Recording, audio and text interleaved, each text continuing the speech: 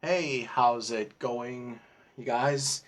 Spideko64 back here once again with yet another Star Wars video. Ladies and gentlemen, the time has come. Obi-Wan Kenobi has officially been released. It's been out for 2 days now already. Of course, it came out Friday, and what's funny, okay, so before I talk about the show itself, which by the way, just gotta say this right off the bat, I'm really liking this show so far.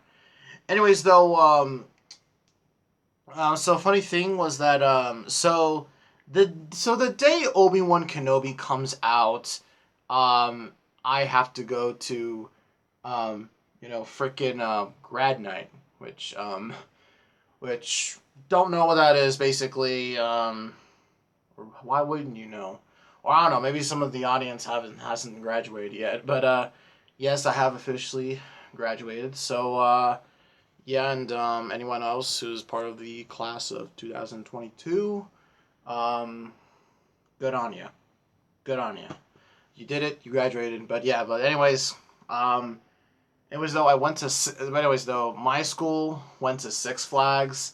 I really wish we would have gone to Disney. At least I don't know. Would have been a hell of a lot more better. But I don't know.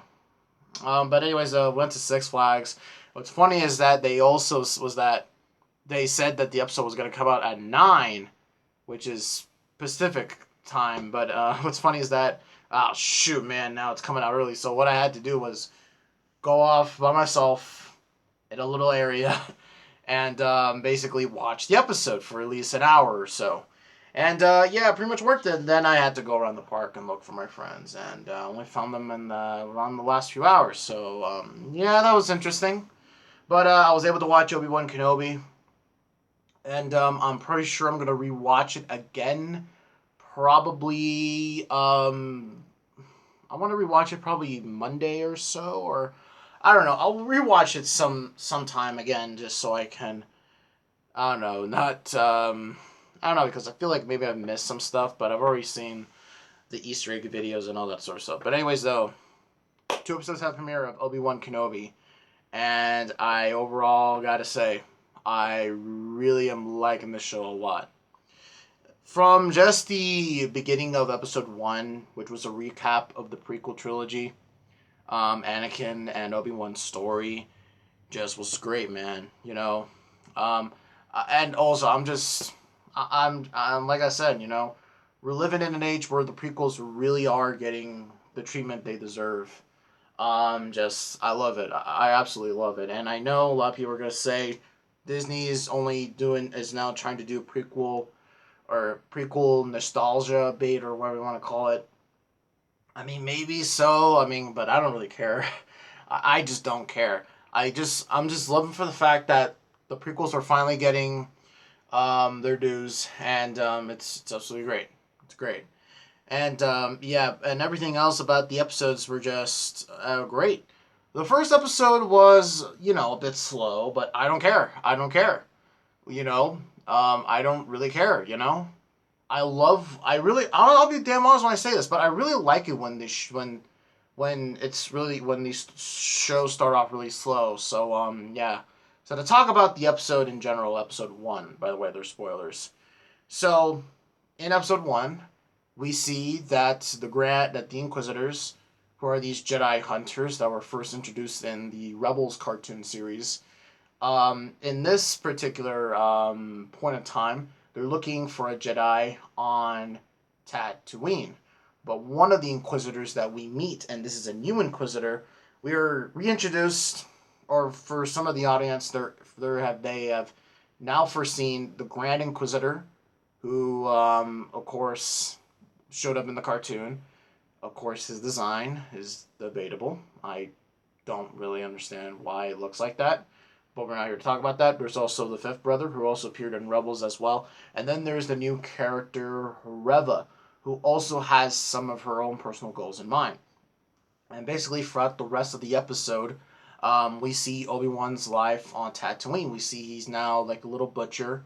and basically he's watching over, Luke, and we also see, that, old man Ben basically gives Luke a toy. He actually gives him I think the same Skyhopper that Luke was playing with in episode 4, that no one comes in and tells him, hey, get the F away from us, and all that sort of stuff, which is, I really like a lot, and, damn, just showing that interaction just between both Obi-Wan and Owen, and they kind of did give Owen more of a character here, and really in the comics too.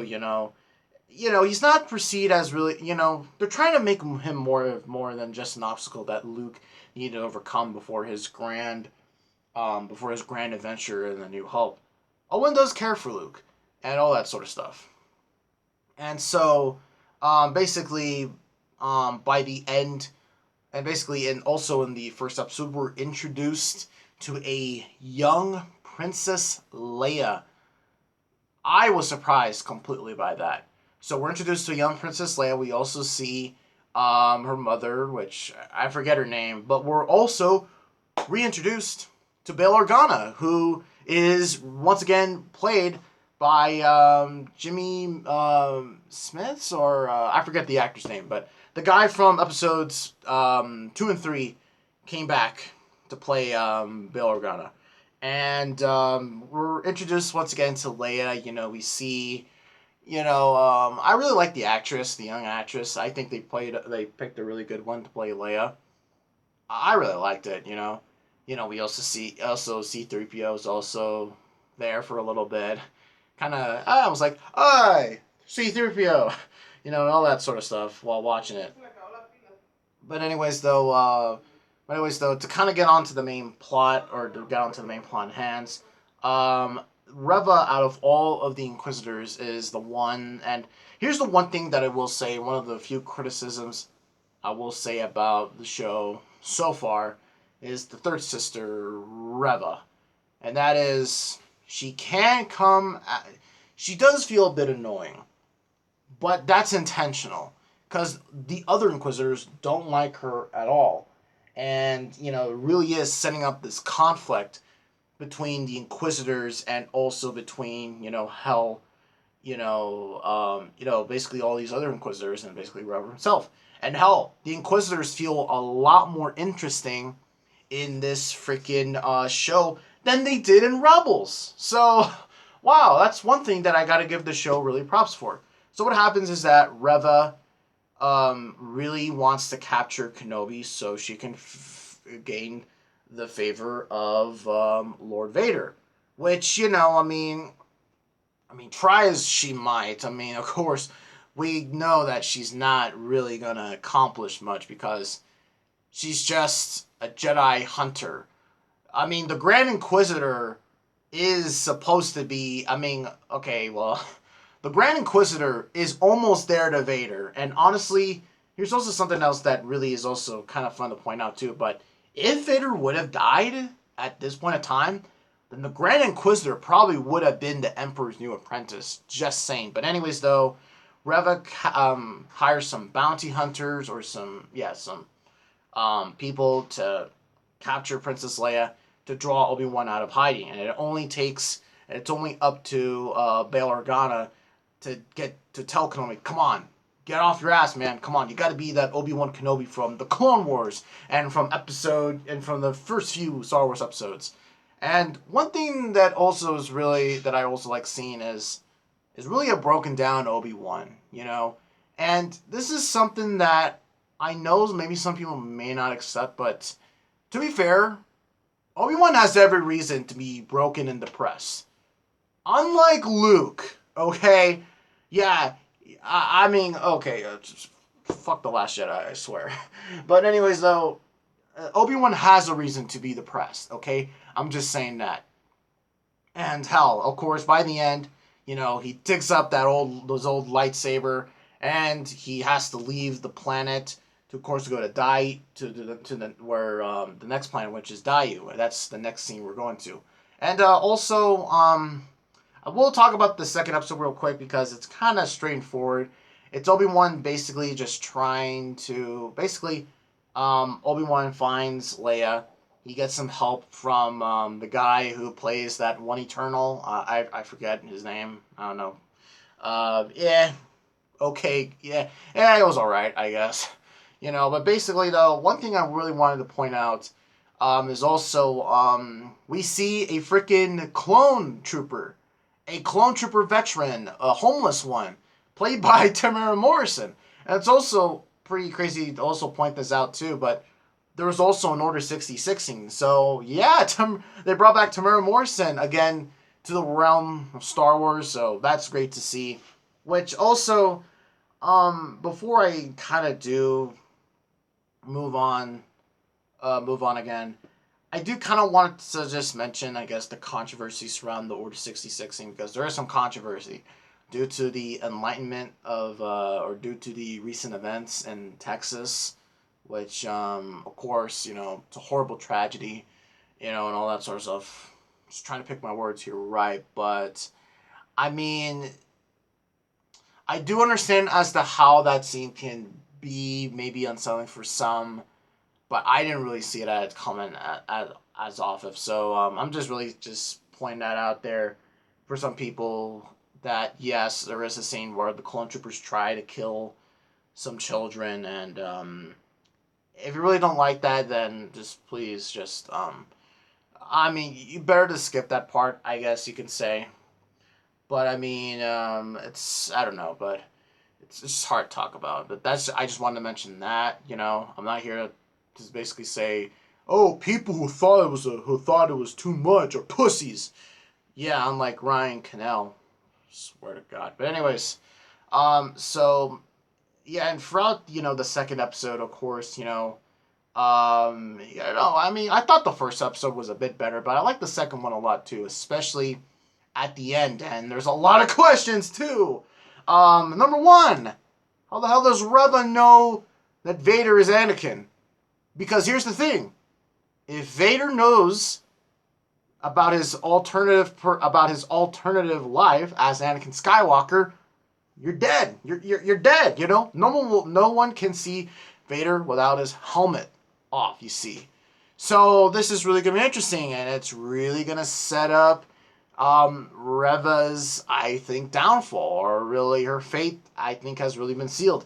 And just also at the end where, where Obi-Wan is, realizes that freaking Vader, his former apprentice, Anakin, lives, the acting, his reaction. Ewan McGregor, I gotta say, man, Ewan McGregor, just the best actor in this fucking show.